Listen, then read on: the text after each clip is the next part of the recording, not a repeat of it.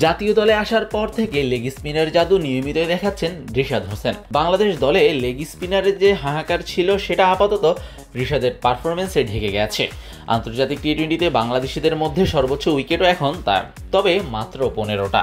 এই থেকে স্পষ্ট বাংলাদেশ দলে লেগ স্পিনাররা কত কম সংখ্যক ম্যাচ খেলেছেন। এবার মূল আলোচনায় আসা যাক। ইউএসের বিপক্ষে সিরিজের শেষ টি-20তে রিশাদ শিকার করেছেন একটা মাত্র উইকেট, তবে বল হাতে 4 ওভারের কোটা পূরণ করে রান দিয়েছেন মাত্র 7, যেটা ইন্টারন্যাশনাল টি-20তে কোটা পূরণ করা বোলিং ফিগারে বাংলাদেশের সেরা।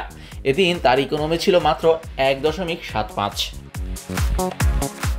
রিশাদ ভেঙেছেন যার রেকর্ড, তার নামটা আবার একটু অবাক করা। এতদিন সেই রেকর্ড ছিল মাহমুদুল্লাহ রিয়াদের কাছে।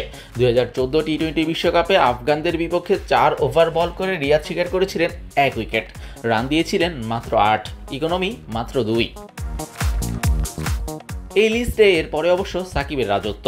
আন্তর্জাতিক টি-20তে 4 ওভার করে শুধুমাত্র 9 রান দিয়েছেন এমন ইনিংস আছে 3 বার।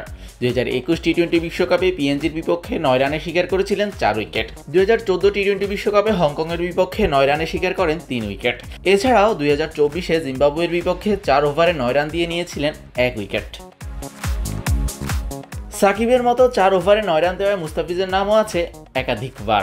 2021 সালের 6 আগস্ট মিরপুরে অস্ট্রেলিয়ার বিপক্ষে 4 ওভারে 9 রান দিলেও ছিলেন উইকেট শূন্য। পরদিনও দেন মাত্র 9 রান, তবে এবার শিকার করেছেন 2 উইকেট।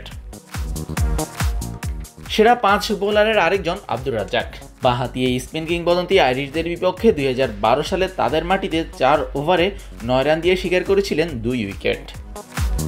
শাহরিয়ার শাওন, স্পোর্টস বাংলা।